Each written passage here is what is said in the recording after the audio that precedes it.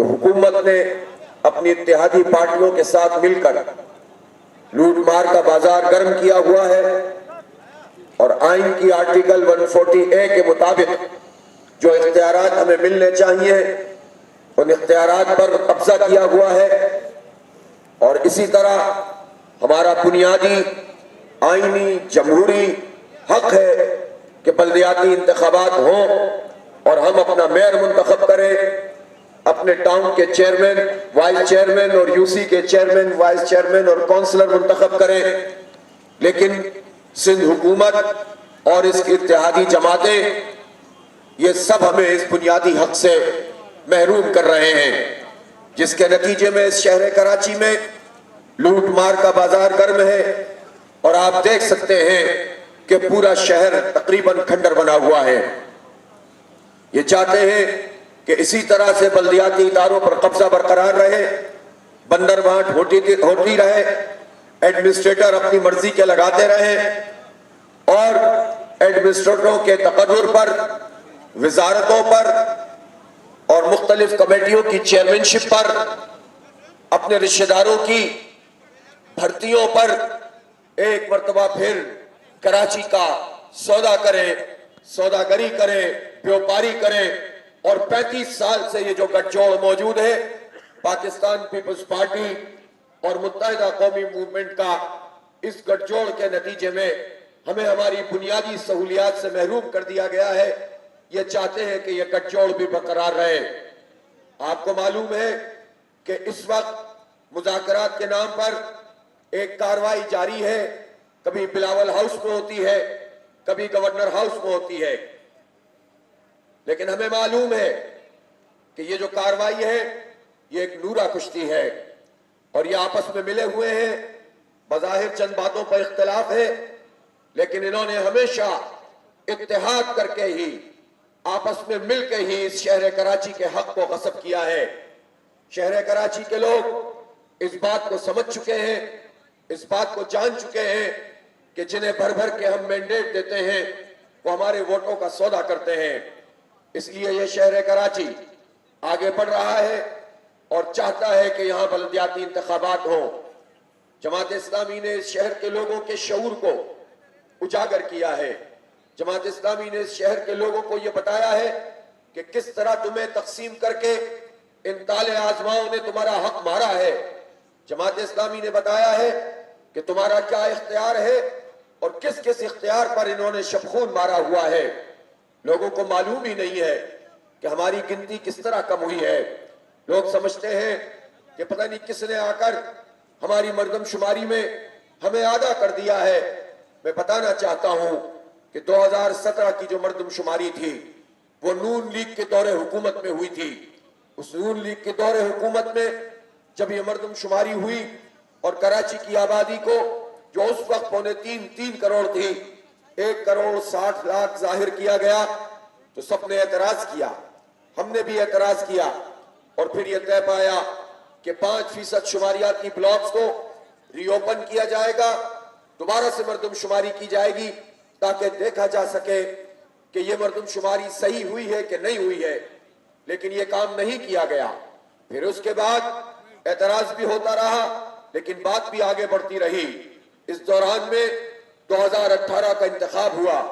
इस इंतखाब में शहर कराची ने 14 कौमी असम्बली की सीटें यहां से कामयाबी हासिल की।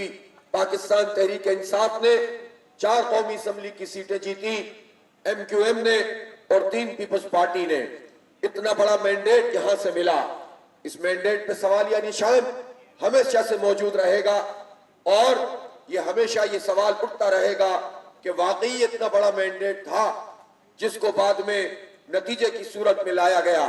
लेकिन बहरहाल 14 कौमी असम्बली के मेंबरान कौमी असम्बली में कराची की नुमाइंदगी करते और गवर्नर कराची से, सदर मुमलिकत कराची से, पोर्ट शिपिंग के वजीर कराची से और पता नहीं कौन कौन से गुजरा कराची से बने। हुकूमत की तीसरी सतह है, ना उसको इख्तियार देते हैं ना उसका इंतखाब कराना चाहते हैं। ये 2009 में जब मुद्दत पूरी हुई थी तो उस वक्त MQM पीपल्स पार्टी के साथ सूबाई हुकूमत में भी थी और कौमी हुकूमत में भी थी। MQM के गवर्नर बन गए, जो 2016-17 तक गालिबन रहे थे। और एमक्यूएम की सूरत हाल ये थी कि सारे लड्डू जो है हाथ में लेकर और मुंह में लेकर वो सब कुछ कर रहे थे, बेताज बादशाह बने हुए थे। जब चाहते थे बल्दिया फैक्ट्री में आग लगवा देते थे, जब चाहते थे शहर को बंद करवा देते थे, शहर को जलवा देते थे, गाड़ियों को आग लगवा देते थे, अपने मुखालिफिन का को टारगेट किलिंग हो जाती थी, बोरियों में लोग बंद हो जाते थे, बदलाखोरी आम थी, दहशतगर्दी आम थी, सारा इख्तियार था। सुबह ऐलान होता था, मार्केटें बंद होती थी, फिर 4 बजे अचानक ख्याल आता था मार्केटें खोल दी जाएं, मार्केटें खुल जाती थी। इतनी बड़ी ताकत थी।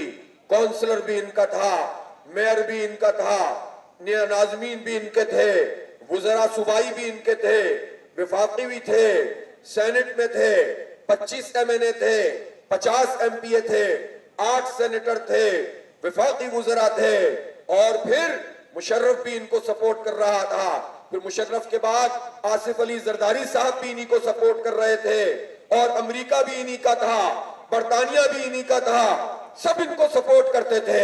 और उसके बावजूद इन्होंने चाइना कटिंग की। इन्होंने जो प्रोजेक्ट नेमतुल्लाह खान साहब के थे बड़ा मशहूर किया, मीडिया पे उस वक्त कंट्रोल था, तो ये चलाया कि बहुत काम हो रहा है। हमें मालूम है क्या काम हुआ था।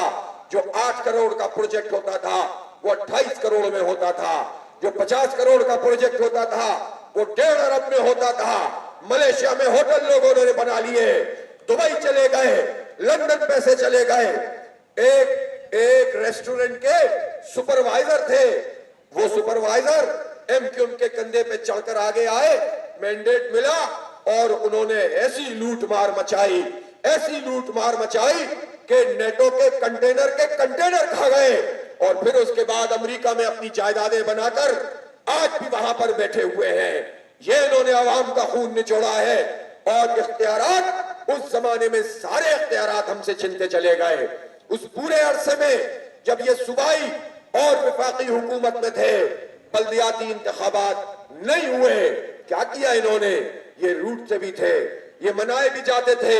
न शहर के पानी के लिए कभी रूठे, न कभी शहर की सड़कों के लिए रूठे, न कभी शहर की ट्रांसपोर्ट के लिए रूठे, न कभी शहर के इख्तियार के लिए रूठे। सारे इदारों पे कब्जा होता चला गया। और 2013 का एक्ट भी आ गया जिसमें पीपुल्स पार्टी ने तमाम इख्तियारात पे कब्जा कर लिया। इसलिए मैं ज्यादा गुफ्तगू तो अब एमक्यूएम पे इसलिए नहीं करता कि ये तो अपने मंतकी अंजाम तक पहुंच रही है, लेकिन जब उछलकर सामने आए और ये कहने लगे कि हम कराची की खातिर, उसकी हल्का बंदियों की खातिर कुछ करना चाहते हैं, और फिर हमारे यहाँ भी तशरीफ ले आए, तो वजाहत करना जरूरी हो जाता है, बात बताना जरूरी हो जाता है, रिकॉर्ड की दुरुस्ती जरूरी हो जाती है, लोगों को याद रहे कि ये क्या हालात थे। आज भी बल्दिया टाउन की उस फैक्ट्री के मुतासिरीन आते हैं, वो माए बहनें रोती हैं कि हमें हक नहीं मिला। बल्कि पीपुल्स पार्टी ने तो अब तक उनके वो जो जरे तलाफी के पैसे थे वो भी दबा के रखे हुए हैं, वो पेमेंट भी उनको पूरी नहीं की जा रही है। इसलिए उस तारीख को इस शहर कराची के लोग अब कभी नहीं दोहराएंगे। ये सब लोग अपनी सियासी मौत मर रहे हैं, लेकिन कुछ लोग इनको जोड़ों की सियासत से दोबारा से ताकतवर बनाना चाहते हैं। इसलिए कि उन लोगों का ख्याल है ये जेब में पड़े हुए लोग हैं, ये हाथ की जो है वो छड़ी है, और ये तो ऐसे घड़े की मछली है, जब चाहो पकड़ लो और अपनी मर्जी से कराची को कंट्रोल कर लो। तो कंट्रोल करने वाले इनके जरिए से फिर कंट्रोल करना चाहते हैं, लेकिन अवाम कंट्रोल में आने के लिए तैयार नहीं है। और अवाम कह रहे हैं कि हमने सबको खैर बात कह दिया है, अब हम जमाते इस्लामी का मेयर लाना चाहते हैं। इसलिए ये बात मैं नहीं कह रहा, अवामी राय के सर्वे कह रहे हैं, ये बात गैर जानिबदार हल्के कह रहे हैं, शहर के ताजिर कह रहे हैं, शहर के उलमा कह रहे हैं, शहर के वकला कह रहे हैं, शहर के तबीब डॉक्टर्स कह रहे हैं, शहर के वो लोग कह रहे हैं जो अहले दानिश बिनश हैं, वो लोग कह रहे हैं जो मीडिया से वाबस्ता हैं। ये कैमरामैन भी यही कहते हैं, ये रिपोर्टर्स भी यही कहते हैं, गली में चले तो लोग यही कहते हैं, चौराहे पे खड़े हो तो यही कहते हैं कि उस उजड़े शहर को जमात इस्लामी ही बना सकती है, उसी का मेयर बना सकता है, उसी के लोग उसकी खिदमत कर सकते हैं।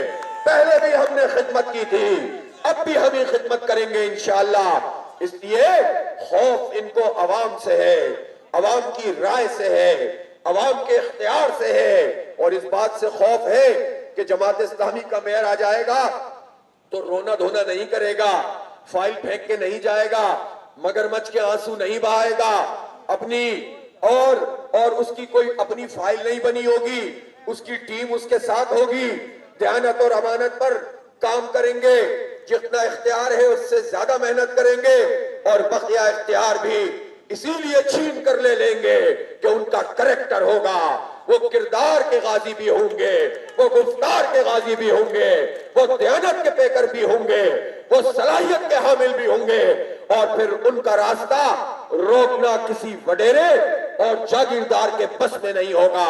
इसलिए पूरी जिम्मेदारी से कह रहा हूं कि जमात इस्लामी इस शहर में जो इख्तियार भी इस वक्त मौजूद है, एक तरफ इस इख्तियार से ज्यादा काम करेगी और बाकी इख्तियार इंशाअल्लाह हम अपने किरदार, अपने अमल, अपनी मेहनत और अवामी राय के जरिए से छीनेंगे और वो सारे प्रोजेक्ट मुकम्मल करवाएंगे जो नेमतुल्लाह खान के जमाने से पेंडिंग पड़े हुए हैं।